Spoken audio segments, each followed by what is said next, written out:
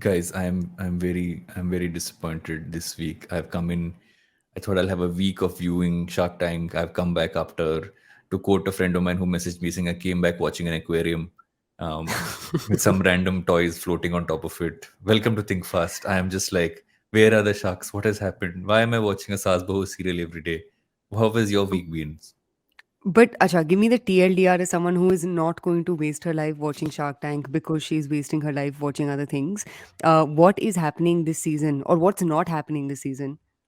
So, first of all, welcome to Think Fast, everyone. I know we started off on a somber note, but so here's my thing with Shark Tank, right? And this is, so I actually really liked season one from the time it kind of came. Initially, I was a little, okay, this is like We full know desified.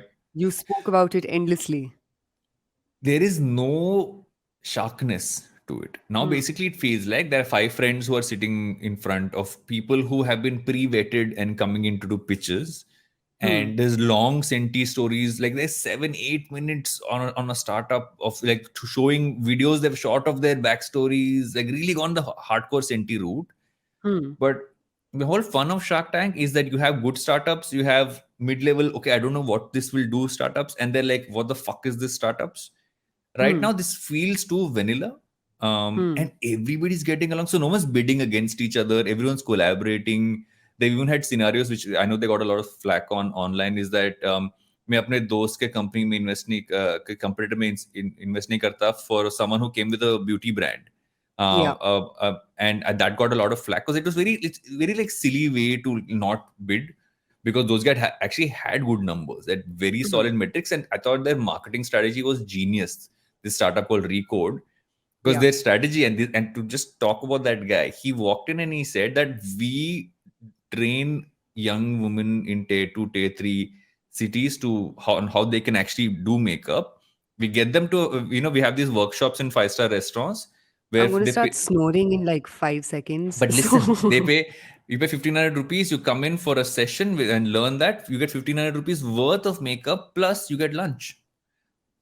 And so they're getting a lot of signups and customers through that as the initial funnel, and then expanding out, and people did invest in them. These guys got like a genuine market out there, and he's made a marketplace out of it for these smaller brands. But anyway, my, How my rant is interesting. done. My rant is Yes. done. I was going to. Come on, guys. I can't believe I'm going to say this. I can't believe I'm going to say that. I miss Ashneer. I miss Ashneer. What? Yes. You miss guess who doesn't miss Ashneer? Suhail Sameer, who is constantly reminded of Ashneer's presence no matter where. Ashneer is like the bhoot of like But the poetry of Suhail's Ashneer, I past. must say, I give credit where it's due. That Vataj, farewell poem on Twitter that Pony he wrote Rabindranath Tagore. Yes, was next level. Like, Chala gaya Suhail Sameer, he was a nalla. Shashwat, why don't you man up and sambhalo the gala? I'm like, he's taking it Ashneer up a is notch. Taking it up a quite notch. funny. Do you think the Shark Tank guy should bring him back? What's the case to So, be made to bring Ashneer back? so I Apart from feel like for terrible potential I feel ratings. for them it's a credibility problem, right? Like Hmm. he's had that kind of a this thing against him, and he honestly he has less to gain by going there and more to gain by being out. He's going on podcasts, he's doing his book tour, his book is a bestseller. Yeah. He has all to gain. If he does come back next season, he'll come back like this massive star in that sense of the Hmm. word. Yeah. I feel a lot of the sharks are still, like, I would say Anupam, Aman, some of them are kind of owning it, but I feel the others seem to. I mean, there's no one to like battle against, and I feel that's Do you taken think over. the And this man problem is is that all of them have become so popular that the only thing that bothers them now is their reputation? Because in India, you can be cancelled and that. trolled and called out I pretty also feel aggressively. that, and I also feel they've spent way too much time together, so they all become Yeah, friends. friends. Yeah. So you're not like, there's no tussle. And honestly, you Hmm. want that, like, even when you watch US Shark Tank and all those sharks have been together for years, Yeah. you will still have a Mark Cuban really screw over, someone like a Barbara or what Because I they know forget some what of the others. role they Yeah, play. It's like, exactly. anything you do, you need to know what role you play. Like, for example, like in our podcast, I'm the funny one. Uh, Yes. you're And the one with the I have the dad dad jokes. joke. Yes. Yes, yeah, everyone has a role to play. Stick to your role, stick to your role. Yeah. But I don't want to bore myself with more bullshit around Shark Tank. Though I will add one thing. No matter what you do with desis, when they see a white girl, the like cheesiness, crumminess, grossness of like desi Wow, uncles Hindi bolte is ho. Wow. wow. Oh my god. Whoa, आपके पास She blonde lived in hair. Kanpur, then she went to Kharagpur, then she lived like I'm like she was here for so long. Of course she knows Hindi. But Yeah, and anyway, the way they were smiling and staring at them was fucking creepy. But and one word, there's a drinking game you can do with Shark Tank this season. Take a shot every time one of the sharks says "wow," and you'll be drunk in the first 10 minutes because they amazing. say This is like everybody me says with "wow," everybody says "wow." yeah, But this is anyway, like me with you know, right? you know You what is know not "wow"? what? Ghazal and Varun Alagh's farewell, whatever the not farewell, sorry, Not very their posts on LinkedIn and Twitter, which were like, guys, why would you do that? Such a terrible comms move to put those posts up. I was like, what is going on? But this is the problem. I know we guys want to talk about this later in the show, but this is the issue with founders who spend way too much of their time and energy in building their own quote unquote personal Hmm. brands. Hmm. I know we'll double tap on it later, but Yeah. if there are two people, I won't throw anyone else under the bus, but I'll say if there are two people you should learn to build your personal brand from, I think one is Kunal Shah. That 100%. guy is popular AF, but the thing Yeah. that I really like about him is he doesn't talk about himself on his he doesn't like school people. It seems like he shares things that he's learning Yeah. versus for example a lot of these other guys, whether it's Ghazal and whatever she's doing on LinkedIn, or Vinita and her co-founder plus husband, I'm forgetting his name. uh Varun. Sorry, no, Not Varun, Kaushik. that's your Kaushik. name. No, no, Varun. sorry, Kaushik. Yeah, Kaushik. no, but No, but no, basically I thought you said Ghazal. Sorry, I missed it. Yeah, yeah, my bad. no, but basically, I think the problem with a lot of these guys is there's a lot of schooling happening on their LinkedIn and Instagram, which is learn how to optimize your CAC, learn how to build your brand well. देखो मेरे पास कुछ नहीं था और मैं इतनी बड़ी बन गई. The second you start pulling that shtick, of worship me because of everything that I've gone through and how far I'm going I've to make come. you hit pause on this point because this is all the stuff we're going to discuss later in the Okay, show. When fine, fine. so my rebuttals on some of your points right now will Okay, come amazing. later Can't in the wait to show. fight it out with you later. But what else are we running through today? um, OTT platform Stage raises 40 crores, led by Blume Ventures. They also had a great like Shark Tank How was that, pitch. by the way? Because there was Um, chatter about their This pitch. is one line in that pitch which I felt was so important. Like I think Anupam Mittal called it out, and he said that. He said you don't need because they're already raising this amount of money. They're like a massive valuation. Like why are they on Shark Tank? He said you're Yeah, just here to be as a marketing piece. You're here to be on television, and all three founders smiled. yeah. So I mean, it was pretty much that. So they got one like I mean, comparatively a tiny amount of money. I think Hmm, they got 1.5 crores, and then another 1.5 crores on like a I think a loan kind of a piece hmm. for like I think 1% or if I don't remember the exact number. But they're an interesting platform. I mean, you look at the journey, obviously like a crazy journey, right? Like building VT feed like just crashing and burning because of Yeah. what happened with Facebook and Cambridge Analytica, and then coming back from that to build this out. They all obviously have a lot of burn because of Hmm. just the amount of content they're having to produce and they're going to market. But there's nobody else playing in this space, and this is super regional, super localized. So one hopes that it works out because I think that they've actually got the right intentions and the right plan for an OTT I for don't know, this kind of man. a market. I have a pushback on this platform. Not that I've checked it out, so Mm, I'll add that caveat over there. But I think one simple thing that I saw at Google for India's annual event that they done, they're launching this new feature called dubbing, where you don't, as a creator, you don't have to dub videos into other languages yourself, but essentially they've built this tool where the dubbing happens automatically by YouTube. And I think mm, if you look at the success of movies like RRR or Korean cinema for that matter, one big takeaway is good content can traverse irrespective of mm. local or regional contexts. So Mm. it doesn't matter what context that content has been created in. And solving for problems like language adaptation, all of that is going to happen through a lot of Mm. these dubbing tools and technologies, and obviously layers of AI built on top of it. So don't know much about the platform. I won't write it off, but that would be my two So cents to the this whole regional the only content play. caveat on what you said is they're going deep dialect, so they're not going even language difference. So they're going like Haryanvi, and they're going like they're going deeper into just specific Yeah, zones. So YouTube is doing that. YouTube is launching in like 18 plus languages. So ho hmm, jayega. It may take 2 more years interesting. to happen, but you're Yeah, waiting for you're waiting to be disrupted at some. I just don't think language is a construct within which you can sort of interesting. justify. It comes down to great storytelling. That's really what it is. I think Actually, that last one point on this, I big think. difference. Yeah, say. Sorry, going on. I just think I was one going to say that interesting thing one that could big happen. lag. It's You the go ahead. lag. You go It's the ahead. lag. You go ahead. Ladies first. But I think if they can almost use this the same way, Netflix has built their platform up, right? Where you find proprietary talent, or like what Pratilipy has done, where, you Hmm. build this marketplace, you use that marketplace to find your own quote unquote creators, which in, Hmm. Stage's case could be screenwriters, directors, whatever else. Hmm. And then those screenwriters, directors actually become your asset, Yeah. which is a very well known OTT formula. I think if their regional play Hmm. is their go to market, but that go to market helps them build their moat of proprietary, exclusive, directors, screenwriters, or however else, Hmm. movies or shows or whatever else is made. I think that could be an interesting sort of ticker for them, because then you own the IP, and then tomorrow you want to distribute the IP somewhere else, you totally can. That's one, and I think secondly, what they can actually do, and that's a question actually. I think one of the sharks, if I remember, I think Aman asked.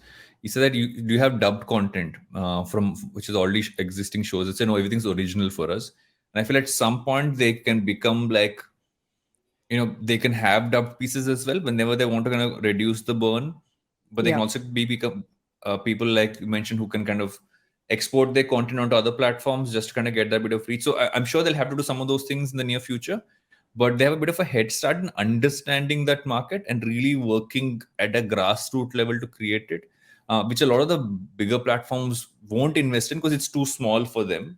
Hmm. So I think that's really going to be the game because these guys have gotten that almost that local touch of what's happening on ground. Hmm. um that's the thing to watch out for. What can they do with that understanding? Could be interesting to see. Yes, let's see how this pans out. What else In is other happening? What news, is Dunzo likely to raise up to $100 million via convertible notes? Hmm. which was Yeah. interesting slash a little strange, given that Reliance obviously has invested in Dunzo, Yeah. and no shit, Sherlock, Reliance has all the money in the world to spend and invest, in whatever companies they choose to sort of grow. So I found this a little confusing, but again, I think one thing that in general all of us have to be careful about is these quote unquote leaks that end up happening to the press about someone's round or lack thereof. So I don't know how legit this piece of So news is. this came on in Economic Times, and what they're saying is that Reliance is also going to cut a small check, Hmm.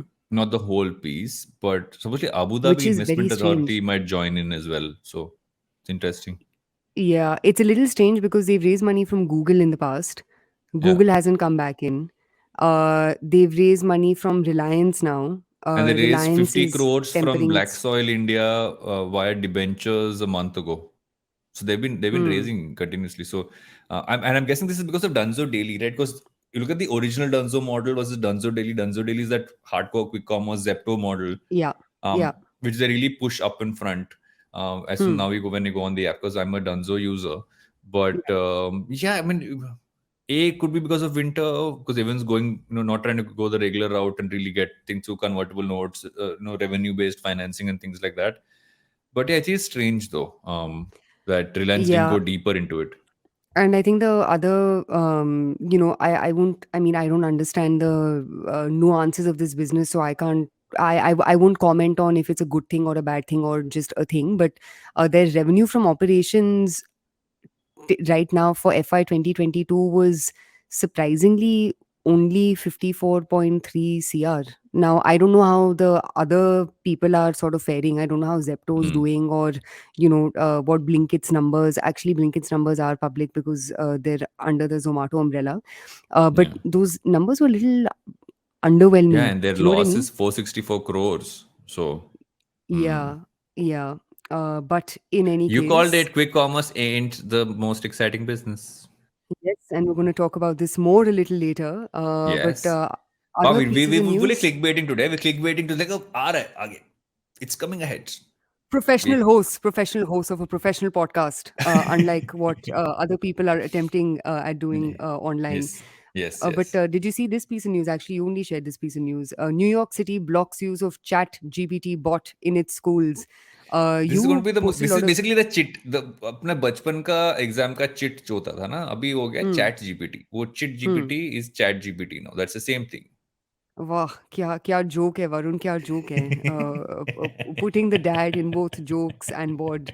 Actually, you don't have a dad board. You have like a, खुला सांड board of खुलासान a young खुलासान board I don't even know those what that means. 21-year-old Delhi boys. But in any case, it is a backhanded Today I've compliment. come But for let's recording. focus I've on come for this. recordings today after doing my Saturday workout. Hence the attire for those who are watching this on video. The few people who Uh, do. Great. No one really gives a shit. But let's focus on this topic, bro. You have so much to Yeah. say about Chat GPT and Bing and Microsoft and this, that, and the other. Yeah, so what's been interesting with ChatGPT is I know that and I think you called it before we hit record when you said that this is that same kind of excitement you saw when Web3 was happening, Metaverse was Yeah. happening, etc. I feel the only difference here is that you're seeing genuine, yeah, you have the people who kind of running, who are driving ChatGPT, like a Sam Altman, etc., who like legit founders who can kind Hmm. of really build stuff doing it, but you're also seeing people use it in such interesting ways that there are enough use cases on a day-to-day basis for like Hmm. people who are really into tech and can really use it in their business. But I feel the most interesting part that's happening in ChatGPT is actually what Microsoft's doing, because Microsoft seems to be doing a lot of chatter around this. I'm not 100% sure, but I think they were one of the people who kind of gave the funding. I think even Google gave some amount of funding for OpenAI being Yeah. built out. And so Microsoft doing this thing that they putting ChatGPT almost like an engine behind Bing, their search engine. So that's Yeah. interesting. So that's for them to kind of get a bit of an edge in terms of this. There's also something else which they're launching, which is I think it's what's it called? It's called VGPT. It's Vali, that called one. no. There's another piece that they're launching. Valley, yeah. Like Dali, there's Valley, which is again like a new language model from a text to speech, which they're kind of adding into this. So Microsoft's going deep into it, which is an Hmm. interesting one because this is always search has always been a Google piece to own, Yeah. and Microsoft's tried for years to get into it. This could be an interesting way for them to get a reasonable share of the market. Hmm. Google will still be front and center, but this will really chip for the first time ever. You're going to have some amount chipped away from them, and also interesting use cases, right? There's this tiny piece of news that came out about how Apple silently has unveiled almost a suite of audiobooks on their audiobook platform, which are Hmm. AI voiced. So it's not human voice, but AI just kind of does the voice over there. So people are bringing those use cases. You're not talking about it, and again, like in Yeah. cases which are not like, oh my god, sexy, big to talk about. That's when you know that this is not one of those flash in the pan ones. This is going to have a deeper impact. So, couple of thoughts on this. One, I don't think anyone's going to chip away from Google's current market share. I just think the market is getting bigger. So, for example, YouTube did not chip away from Google's market share. Neither, frankly, has Instagram or even Facebook for that matter. And I think the reason why I'm putting all of this in context is because search can never be a one size fits all game. There is a certain type of search that's better solved through long form video, like in the case of YouTube. There is some type of search that's better solved through photos, like what happens in the case of Pinterest or even Instagram for that matter. There is a certain type of search use case that's best solved through Wikipedia. So the point that I'm Hmm. making is I think Chat GPT and technologies like this, and the ones that you mentioned, Google's done a lot around voice to expand its consumer base and the general like user base of internet users. I feel like all of it will compound towards just making the market bigger. I do Yeah. think the one big thing that needs to be solved for is what's that hero use case of chat gpt, which will almost push it into mainstream adoption, which did not Mm, happen in the case of web3. So for example, like, okay Google or Siri, mm, those that's voice AI, that's the length and breadth of what it is. But yeah. voice based WhatsApp prompts, or voice based search hasn't necessarily disrupted search. It just built in new layers of capabilities of search for the same consumer. Or the second thing that it's done is it's helped expand the pool of the type of consumer searching. So like same Mm, shit at the Google for India event, voice search, for instance, has become a massive enabler for women in tier 3, tier 4 plus cities to mm, start using the internet. So what happened in that case is, it's not like Suchita stopped using Google. It's that, Sarita from some small city in some corner of India has started using and has come into the ecosystem of the internet through, search as a feature, search as a product. So my submission would be, I don't think markets are going to get chipped away by any barometer. However, the one big thing that I'm waiting to see is what's that hero use case mm. that chat gpt just totally crushes, and becomes known for, which I haven't seen anything monumental come out of this, apart from obviously nerds getting excited. I'm myself being in that pool of nerds, getting excited about the what all the technology can do. Does that make sense? It makes sense. I would just add one piece, that while that is the near term piece, in the long term, just think of someone who's like the fact that kids in school are using ChatGPT to get through exams, Hmm. and you have use case for a generation who are excited by ChatGPT as something which they use. When they get a little older, their tendency to use this technology over, unless Google catches up, which is, I mean, there's also a strong chance of that, right? Because it's not like Google Yeah. is going to just sit and not move Also, on it's not this. like Google hasn't been investing in AI, bro. They've been at Exactly. it for a while. Yeah. So you're going to have this kind of piece, and at least that level of competitiveness will kind of come in, which for the first time you're Yeah. seeing it, because everywhere is always like someone playing catch up. Here, Google has to kind of play catch up in some cases. What I think will also happen is Google also has for a long time tried to really focus on the B2B, the whole like tech, that entire stack piece. They're really using this well. So I feel that's another space which again will chip off at the back end of it, but will show more long term ramifications in that sense. Yes, queen. Yes, queen. And I know we've done through a lot of things, but what are we talking about this week? What are we talking We are about? talking about number one. My contribution to today's conversation is this article that had come out in NY Times called "The Dirt on Clean Beauty," Hmm. where obviously over the past couple of years, a bunch of companies have been making claims about all things clean beauty. How many of those hold up and how many of those don't? We will discuss after the break. What all are you covering, sir? I'm getting into this entire piece that's happened with Salesforce and Slack. So Salesforce acquired Slack a while ago, and with the amount of like layoffs etc. happening in the states, and Salesforce has let go a chunk of people. But there's some interesting stuff happening there, and a lot of learnings for founders, for companies, and acquisitions. So going to tap into that one. Plus, we're getting into quick commerce, like we said we will, and we're also going to tap Exciting. into personal branding and founders in general, and how that's kind of scaling out. Plus, you're taking a few listener questions that you kind of popped out a question box today before we recorded on Instagram. So we're going to run through some of those questions as well. But before that, we shall take a break to think about an aquarium. Welcome back to Think Fast, where we're talking about the dirt on clean beauty, or as we call it, cleety. No, it's not. I don't know what that was. What Is it did you clean just beauty? make? Clean beauty is cleety. I No, don't know what you're getting at. No, I it have is no idea. nowhere It just close. came out of my mouth. I have no idea why I said it. Congratulations on yet another incredible introduction to yet another segment. But guys, I want to jump right into this. So, for all of you all who are our listeners, I'm assuming you consume a lot of consumer products. The two most bastardized words over the past 3 to 4 years have been clean beauty is one, and on the fashion side, there's been all things sustainable. And there was this article, in the New York Times that basically took a bunch of these, self-proclaimed clean beauty products and dug into the dirt behind each of these brands, right? How much is actually clean versus not? How do you define quote unquote clean beauty? What are consumer inferences versus brand practices to project this branding of clean beauty to consumers?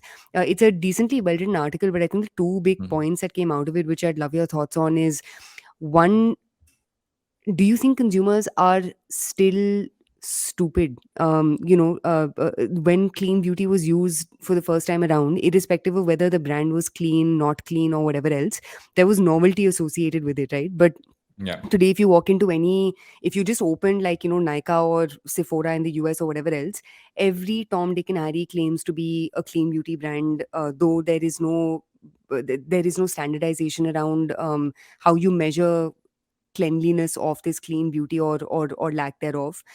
So my question to you is, do you think consumers are just over the gimmickiness of throwing around words like clean, organic, vegan, sustainable, so on and so forth, or is there still something to be explored with that as a value proposition?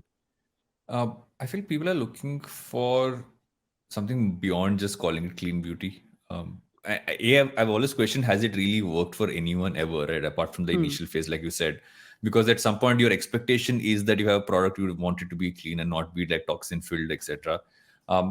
But the bigger point here is that that can't be the only reason why you buy a product. So you look at Yeah. the case in India, right? And what I'm gathering is that the Ayurvedic tag has helped a Hmm. lot more than clean beauty, has been my assumption. If I go like broader, I'm not just going beauty, I'm But going that's my across that question. personal care. So you can just double tap on that. Hmm. Does Ayurveda stop becoming effective as a customer proposition when 600 people are using it?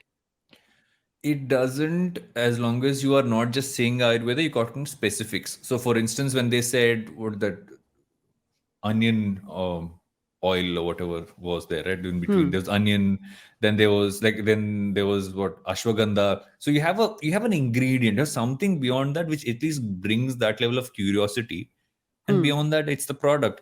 But if you're just claiming to be clean, just claiming to be Ayurvedic, well, customers are like, dude, give me more info, like this is like just base, I think, because you always have that.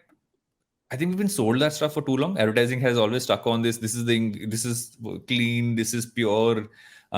This is natural. Those are terms are used so often. But at some point, I feel a consumer today saying, "What's the price? What's the value am I getting?" If Yeah. that's not totally clear, I don't think they're fool. They're fools to take it on. Yeah. And a follow-on question over there, right? Have have you seen? I haven't come across any in a while. Have you seen any brand really break out, into mainstream adoption by calling themselves clean?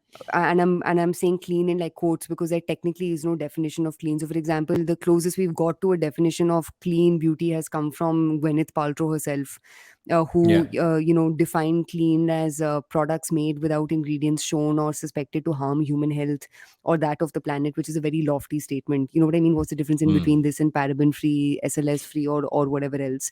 Have you come across any brand that's really broken out into mainstream adoption just based on this proposition? Not really. I mean, if I think about it, I can't think of a single one that really has broken out in that sense. I mean, you can kind of say, and I'm forgetting the name of the brand which had the comb on top of the oil, um, which is that, and they were later acquired by Unilever, if I remember right. Let me Ustra. just think. No, no, no. Actually, check. It's in the washroom. Acha, but what about it? I think it's Bringraj oil, if I remember right. Okay. And so if you look at that, was something which got mainstream, got that level of traction because they suddenly took the application of oil in its purest form into your scalp, because the mechanism was there's a comb on top of the bottle which goes onto your Hmm. scalp. Um, that saw a lot of adoption, kind of scaled, which is why they got acquired as well.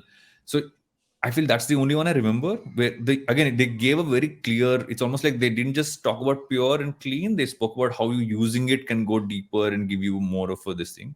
Hmm. So that, I mean, that would be the only example that comes to mind. Yeah, and I don't know if it's a recent example or not, but when you look at American markets or even Indian markets for that, in both Jalasmi's pulled out. It's scenarios, Indulekha. Jalasmi has Indulekha. done the research. Thank you, Jalasmi. Indulekha. Yes. No, so just, getting back to the crux of the story and keeping the lack of definitions around all things clean sustainability aside, I actually think there's a massive counter movement happening where, because everyone is using terms like sustainable, eco Hmm. friendly, so on and so forth, the biggest outcome has been consumer fatigue. Yeah. You're not interested in this proposition because, first and foremost, how can companies like H&M and Zara say they're sustainable? Yeah. Those companies literally inherently stand for fast fashion. The opposite. Yeah. uh, and if they genuinely wanted to be sustainable, they would increase their prices, because that's the simplest, fastest way of quelling consumption, right? Sustainable, Hmm. the core of sustainability is consume less, which Yeah. H&M and Zara will never ever ever even by mistake um, advocate for.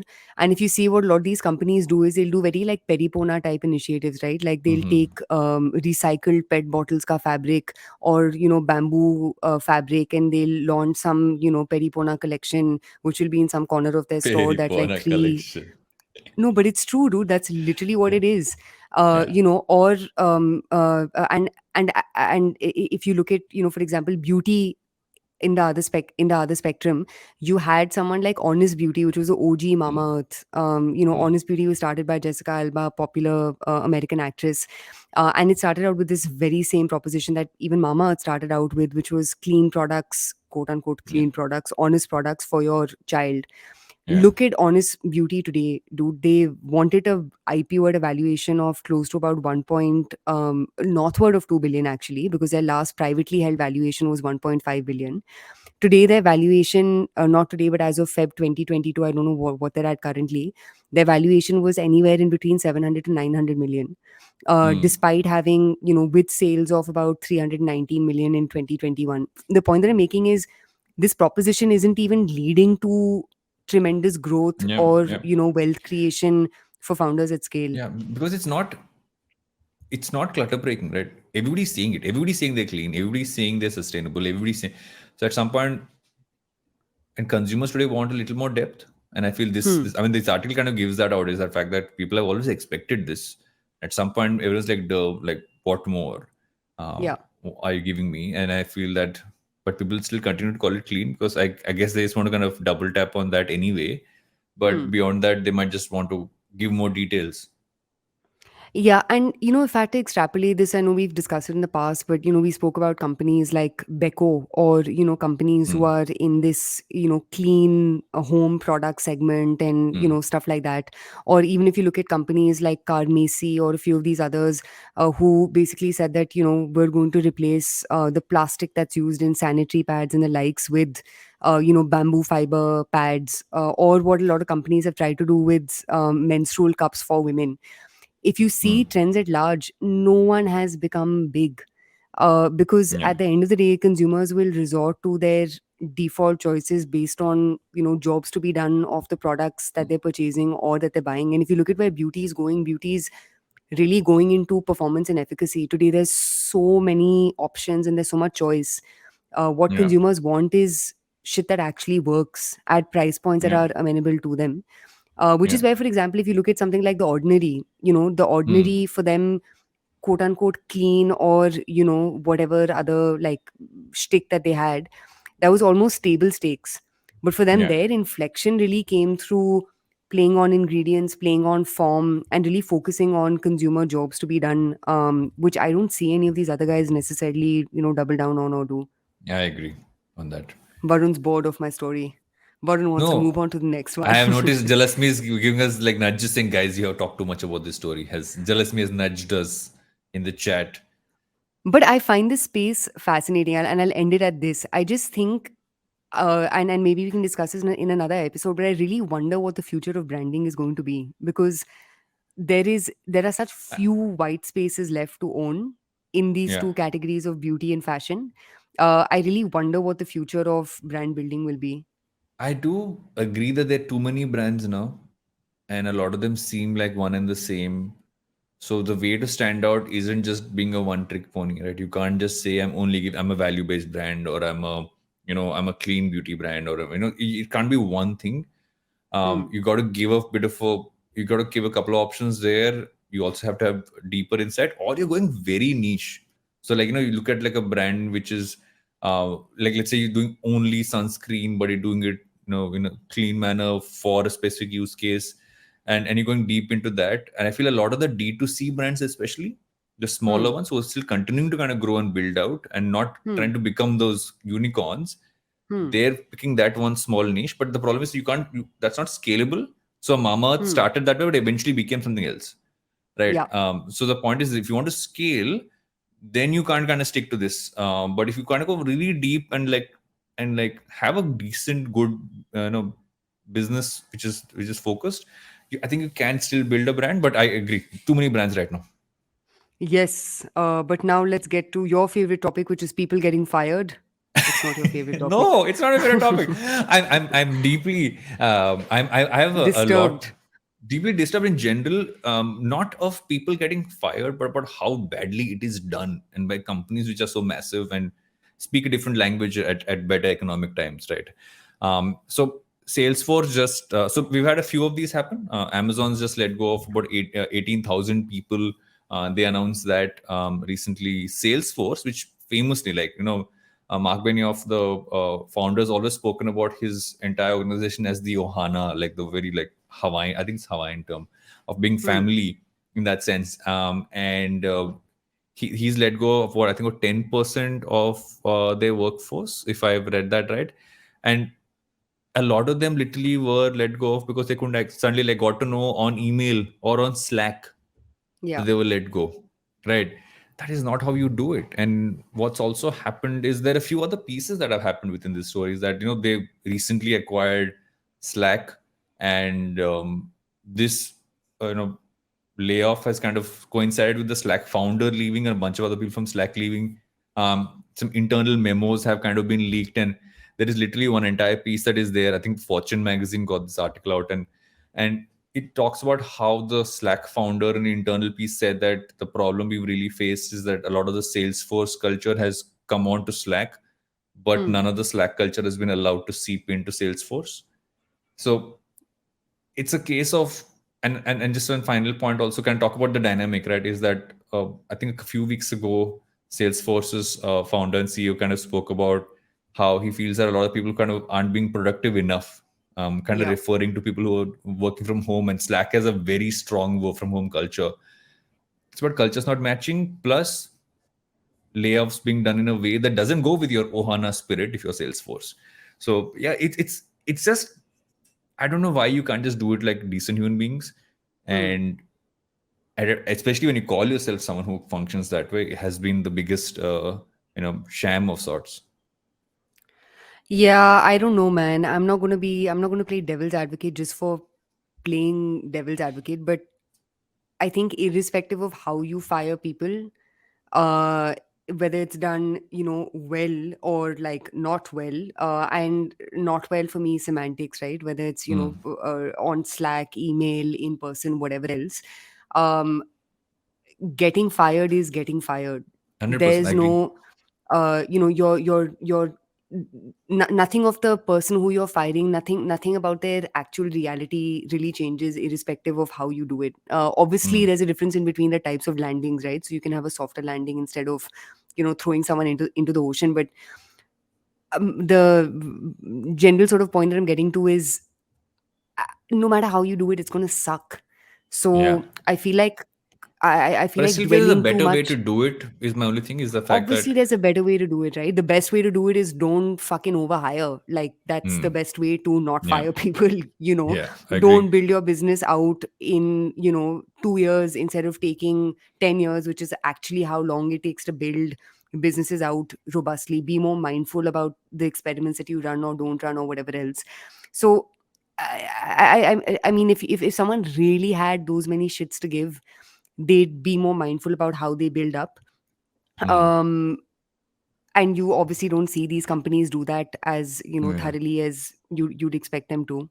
Although there's one other piece there is actually, if you dig into the entire leaked chat piece from Stuart Butterfield, the Slack CEO, is that he even said that if they were still independent and weren't a part Hmm. of Salesforce, they might have actually had to fire more people. Then they ended up having to fire from Slack before this happened. So I mean, there are ways to look at it. I Yeah. am not saying the firing shouldn't happen. Um, Hmm. I agree you should The way overhire. done. Yeah. Just the way it's done.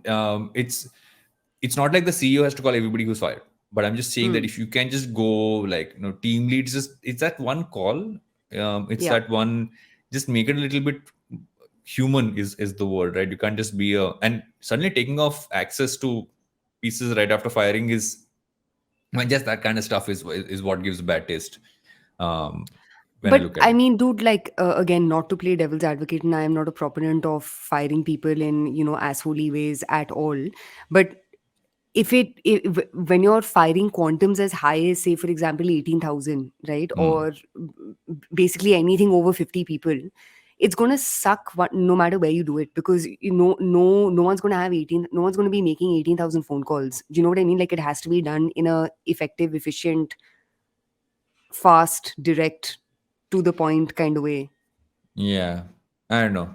I've always been like, there has to be a better way to do it. Has been my thing always. I'm always that. I've always been that person. Whenever I've had to let go of people, I mean, I get very, like, I take it Oh personally no, if as it's do I. Like, I am the one yeah. who, I will call people up myself. I remember when we had to do this because of lockdown, when, Hmm. literally no business was functioning for 6 odd Yeah, months because of what our government chose to do. And we had to, cut about 10% off our staff. I made calls myself to every single person, and I apologized, because you know what I mean? Like, exactly. Yeah, it sucks to not just fire people, it sucks to fire people in an environment when no one else is going to hire them. yeah. um, and I think, more than communication, if you genuinely want to stand up for your people, pay them the right amount of severance. And to me, that's what it comes down to. It doesn't come down to how you communicate. It comes down to, are you putting them in a place where they have enough time, number one, and enough money to get to the next thing that That they they've need to done. get That to. they've done. So the Slack guys, I mean, they have said that the severance has been legit in the sense of what they've gotten. So that part they've gotten right. And I feel also like what I think the undercurrent also has been that literally, like, they were acquired saying, okay, this is like a match made in heaven, was literally the statement. Yeah. But from, like, the beginning, there's been, like, issues between both founders.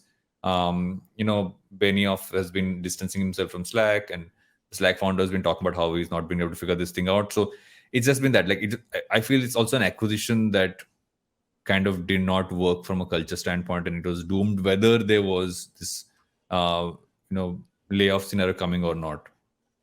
Yeah, yeah. But in any case, I want to switch gears to my second favorite topic, But before and where that, we shall take a what? break. Another We should break. take a break. Another break. We should One take a more break break. and come back to So many think fast. breaks. Hey everyone, it's been another great week on the IVM Podcast Network. We have a special announcement. Introducing Club Paisa Vaisa, where you get episodes of Paisa Vaisa 3 days before release, bonus and ad-free content, and access to the full show archive. So get your yearly membership today for only Rs 699. Log on to club.ivmpodcast.com/paisavaisa. On Cock and Bull, Cyrus is joined by Shreyas Manohar and comedian Masoom Rajwani. Shreyas shares a crime fiction story that couldn't take off, plus they discuss a story of Santas getting assaulted while driving tanks and much more. On the Advertiser's Guide to the Galaxy, Karthik talks about the creative device in the field of advertising involving financial brands. On The Origin of Things, Deepak tells the origin story of a popular song that deals with glamour, wealth, egos, and insecurities.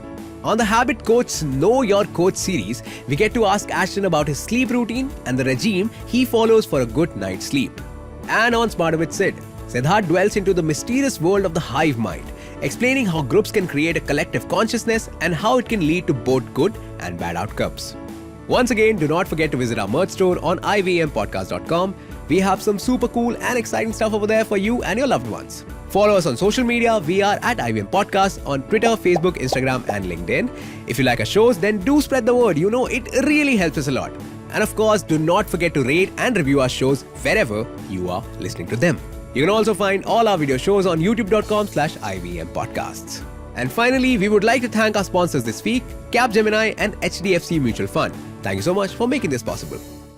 Welcome back to Think Fast, where I briefly interrupted Suchita.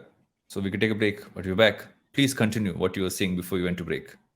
So what I was saying was where I think there will be a lot of layoffs, and I don't say it, very lightly. Is I think quick commerce is going to see a significant amount of consolidation sooner than later. The only reason why a later quote unquote could happen is because a lot of these companies have raised so much money. Unless they're supremely daft, they should all have enough runway to survive the next 18 odd months of winter funding. And over here I'm obviously referring to companies like Zepto or Swiggy with its efforts under Instamart, or I still don't know why Blinkit exists outside of Zomato, but let's see how long even that lasts. Dunzo we just spoke about in the Yeah. in our introduction, right? But I think this is one segment that is going to see a lot of heartache and rethinking happen in the next 6 to 8 odd months. And it comes down to the very simple thing, right? Unit economics of quick commerce. How do you make it make sense? In fact, let me ask you that. Like, how do you make buying shit for 150 rupees, um not to say that that's the ASP of an average quick commerce platform, but generally the expenses end up being cheap, right? Paying a delivery fee of 100 rupees, how do you see the math of this make sense? It only makes sense if it's not a human delivering it. I feel till we come to the point where it is not human driven, but that it is, say, drone driven, automated driven, and have that density of dark stores, or you have that. I mean, you got to have a very autonomous system there for it to make sense, but that's way ahead in the future. I don't think it's anywhere close. But right now, it doesn't make sense. It just, I've always been this whole like, and I know that you and I share this, right? That this whole dark store system is just generally doomed because the amount of investment you have to do versus the returns you get per purchase is never going to add up unless you are doing it at a certain scale, which is unbelievably large. Yeah. And even then, you don't know if it will work. Yeah.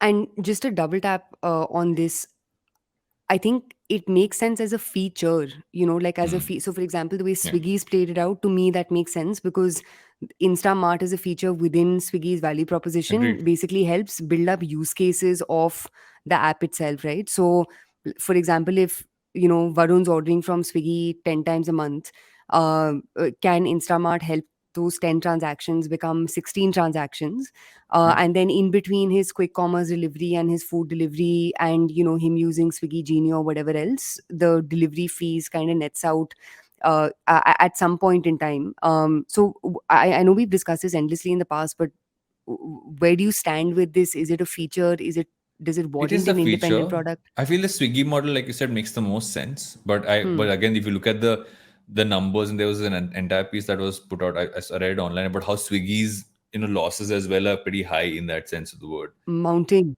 mounting and gone beyond Zomato's in that sense.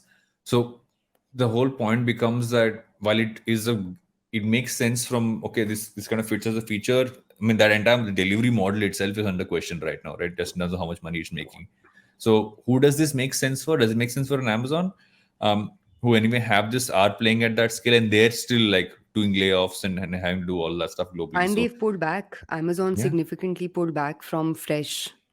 yeah, they're having to.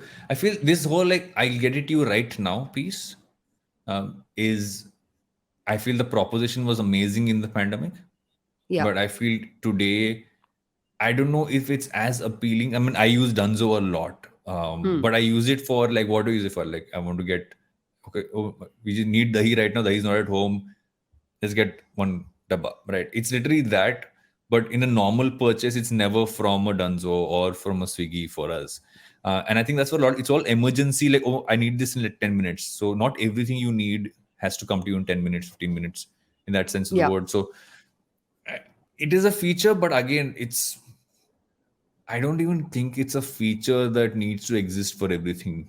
If it doesn't exist for everything, it's also not scalable. So I mean, I think the broader question has to be on delivery, which at some point we should cover. We just look at how that's faring. because Yeah. at some point that's seeing strain in terms of economics, and people are questioning it, especially because of how the market is right now. And I don't know what the, I mean, and also who will acquire Zepto in this case. Even if an acquisition is in the is in order, Yeah. Dunzo's got the retail connection, and yet they're having to raise off of convertible notes. So who would acquire Zepto?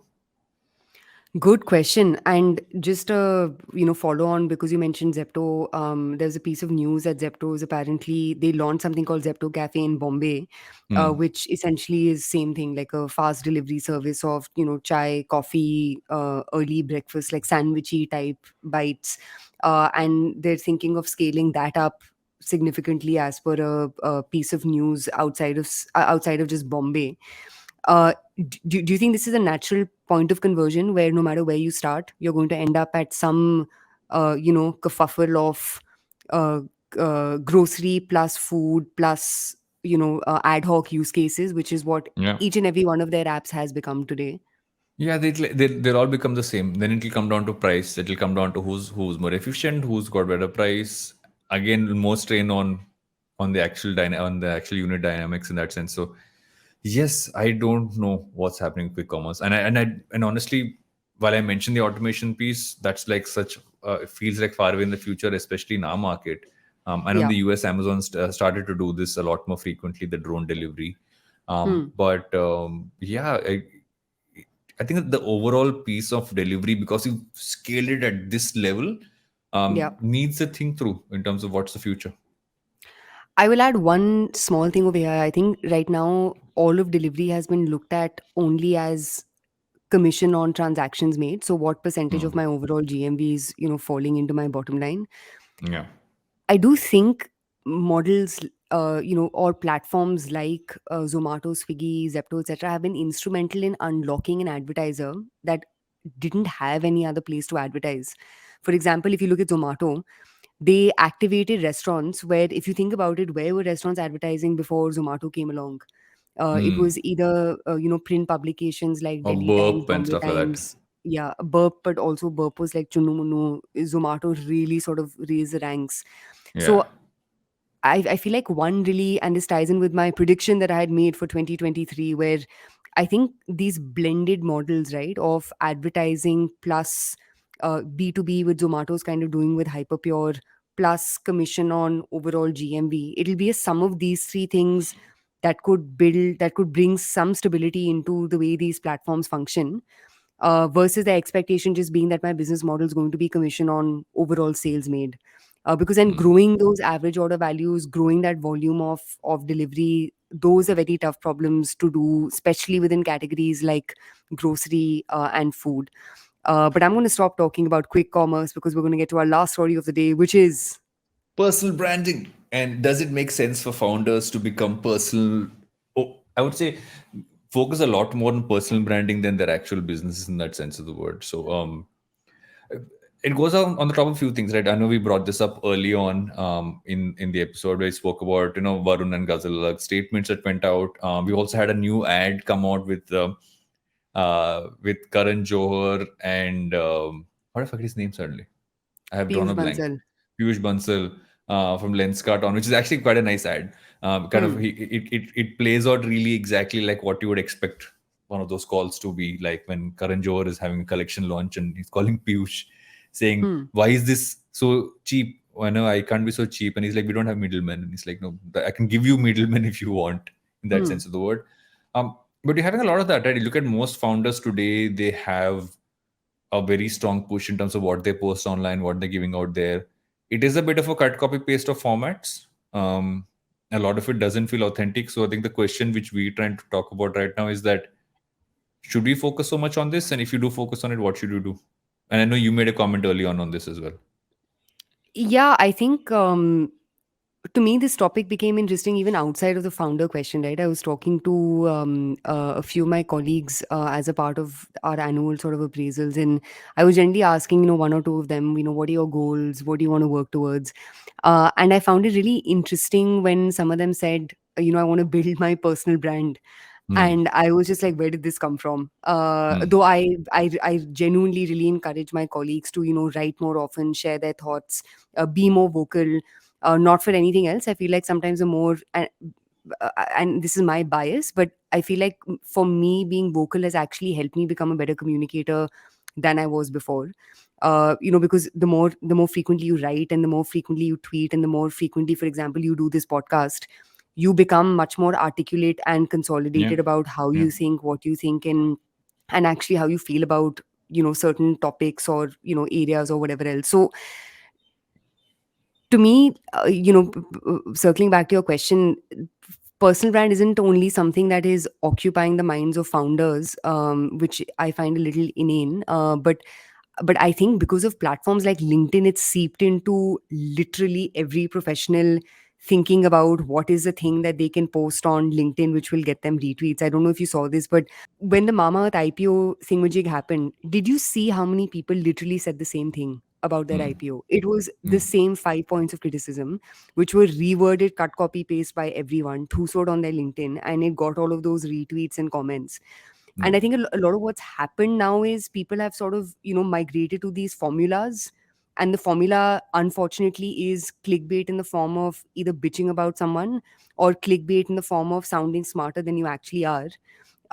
And somewhere that needs to change. But whatever, I can talk about this endlessly, as I'm sure as can you. But you jump in, man. What is So an authentic personal brand?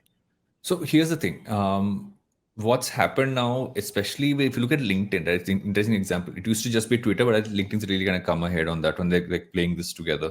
Is that you have not just founders, but have professionals who are saying, I need to keep, I need to have a content calendar to kind of churn stuff out, because when they're getting hired, oftentimes we are looking at what this person posts online, and that's become an added piece for people to get hired. Okay, like if you're someone who talks about growth hacking online and you are being hired into the growth team of a startup, what's really happening, if you look at it, not just founders but look at working professionals, etc., is that if everyone's looking at their content calendar, because they realize the fact that when they're getting hired, people are seeing what are you posting about. So if you're someone who wants to join Hmm. a growth team, you're posting a lot about how growth can really kind of build out in companies, growth hacks, etc. It has been that extra tick that a lot of teams are looking at in the people they hire. But what they shouldn't do, which happens, is that you always try to find that hack to do this, which is what you Yeah. said, right? You just don't cut, copy, paste what someone else is posting. You have enough people whose literal consulting job has become, I help people communicate on LinkedIn and Twitter, which means Hmm. that it's no longer an authentic voice. They literally, people are handing over their LinkedIns in this one, they're building out an entire calendar there, putting it out. But I think the right way to do it is that you are sharing value, Yeah. and connecting with people through that. As long as you're going in with that, and you build a calendar, I think a calendar building is important. Like I follow people, like I have a calendar. It's a solid calendar that, and a lot of the stuff I put out half the time, and I talk about this openly, isn't written by me. What Hmm. I do is I have an entire spreadsheet of stuff I keep dumping content onto. I work with someone who writes it out the way I would write it, takes off my grammatical errors or my sometimes bad sentence structuring and puts it out there. But that's the way to do it in my mind. Yeah. But what ends up happening is that you are not pimping yourself, you're Hmm. pimping out the value you can give. I think that's the way to Hundo. put it. Yes. Yeah. And you're absolutely right with that, right? Like I had, in fact, I was so inspired by this topic. I wrote a little Medium post Yes. where, one sort of point that I actually learned from the conversation that we had with that gentleman who you brought on to Think Fast, Karthik S. That's his name. Yeah. Yeah. Yeah. He made this really interesting point about, what matters more than your personal brand is your privately held reputation. Yeah. And privately held reputation is what do people say about you behind your back. Yeah. So, there are so many marketers who I know who on LinkedIn will sound like God's gift to fucking customer acquisition costs. But Yeah. when you hear what their team says, what their former CEOs have said about them, when you do those reference checks, and you see the very poorly held very poor privately held reputation that they hold, Mm. their personal brand almost becomes like it just gets cancelled. So to me, taking on from the point that you made about adding value through the things that you've learned, and I think that's where, for me, for example, Kunal Shah is a great example, Nikhil 100%. Kamath is a great example, Yeah. Ankur Wariku, for that matter, also is an Lots excellent of value, right? example of. So much value out there. Yeah. Whenever Tanmay Bhatt ends up, tweeting, whatever, posting, creating content, he builds a lot of value as well. And to me, it's a combination of what is the value that you're adding, and the second is what are people saying about you behind your back, man.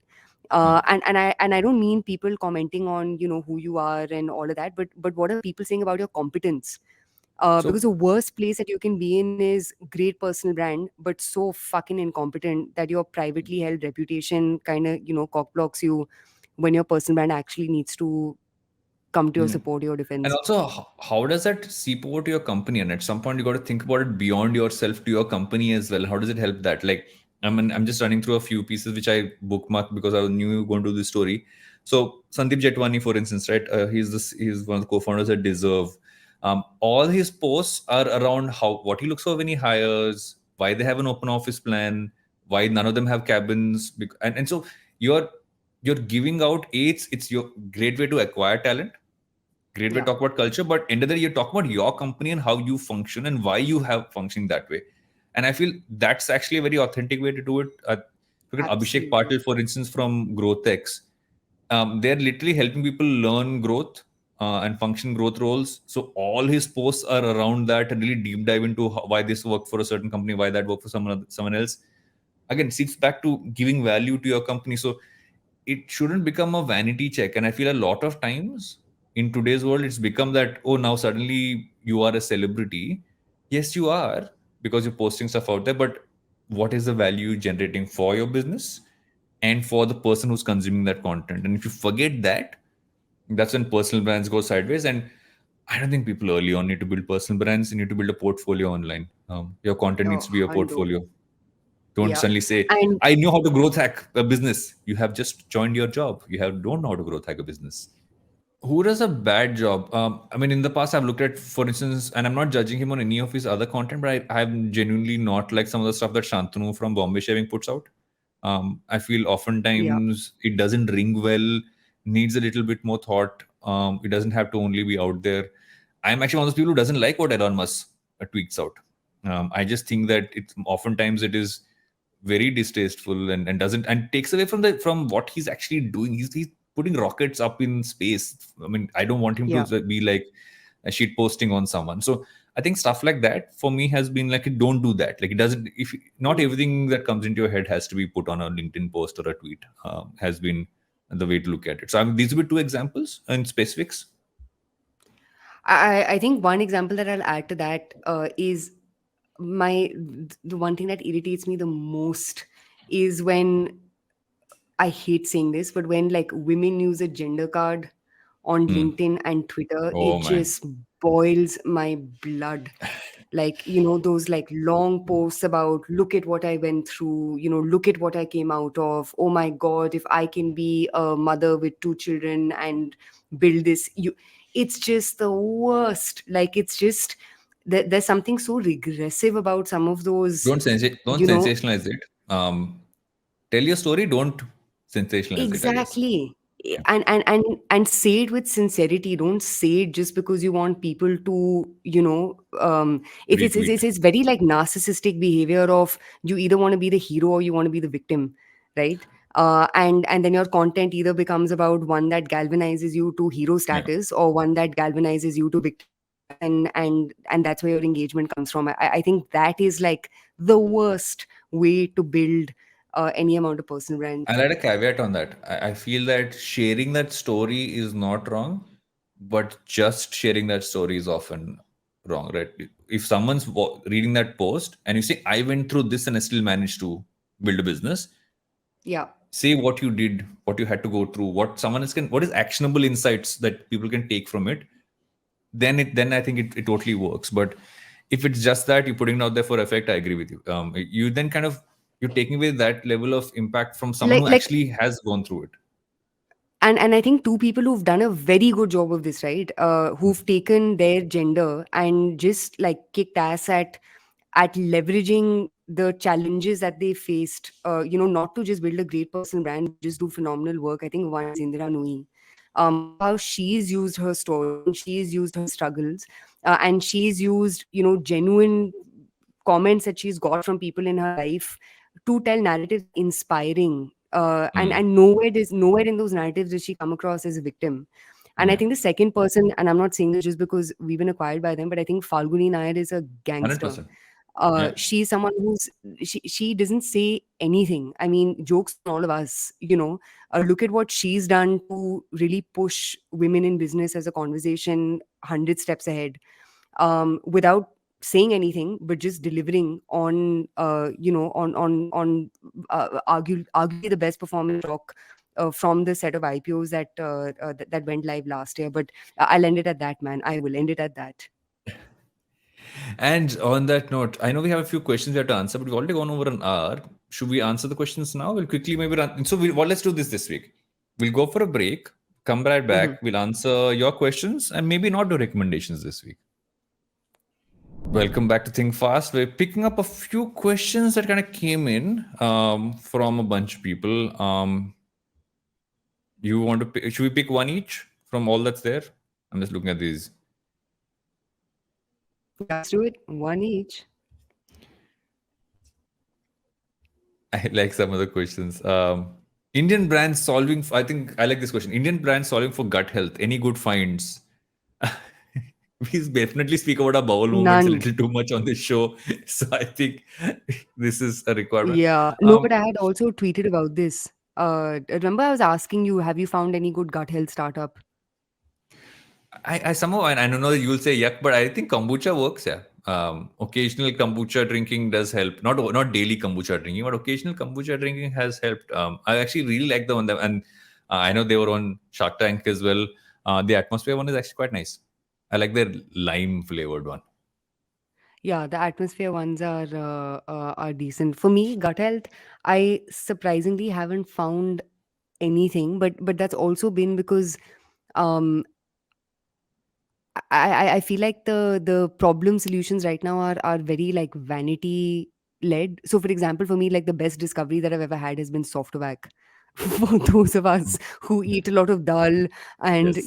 chawal and need some amount of fiber. So the only thing I've found, dear listener, is Softovac, nothing else. Or Search Fatafat. is on. Fatafat is still the Oh my legend. god. Fata Fatafat or rules. Pudin Hara, bro. Pudin Hara. Oh my god. There was other one. No? I remember someone once gave me, it was a Isabgol. Oh yeah. Isabgol is like Softovac. Isabgol Oh, is like legendary. So it's like something else. yeah. I'm going to take on one more question, and Yes. then we'll call it a day. This question is from Mr. Prateek Mishra, Hmm. who has said, what works better for influencing, short form reels or long form YouTube broadly for consumer goods? What is your answer to that, Mr. Dugirala? Not long form on YouTube for sure. I feel short form. I mean, if you're a consumer goods company, I feel you need to focus on short form content. Some that's very like ad promotable in that sense. So I say short form. I would also say that go high, go long on YouTube Shorts as well. Go long on Instagram Reels, etc. But long form, unless you're teaching something about a specific piece, like if you are, let's say, a beauty brand, you're giving beauty tutorials on that sense, then maybe going long form makes sense. But long form needs to be required for you to Yeah. do it. But short form is something everybody needs to do. Yeah, I couldn't agree with you more. Short form, unfortunately, is just it's like posting on. It's like what used to be posting on stories 2 years Yeah, ago. You know what I mean? yeah, You have no option that's table stakes. yeah. I will say one of the most underrated long-term compounders is SEO.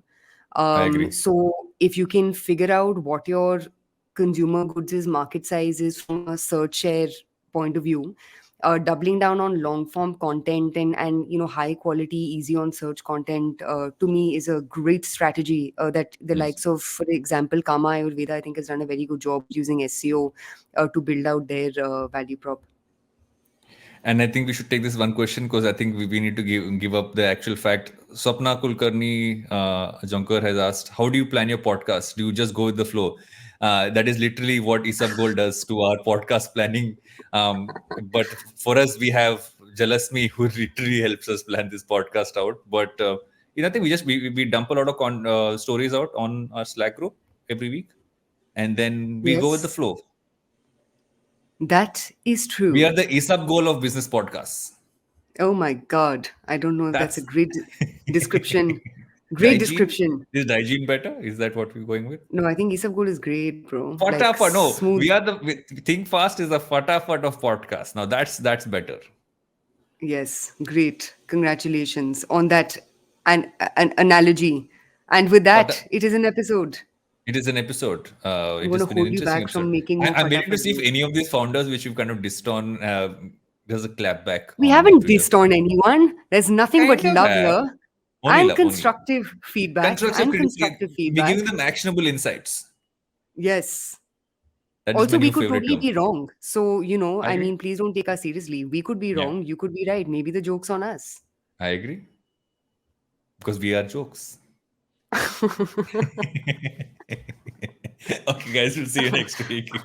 On that great self-esteem note, we will see you See next you week. next week.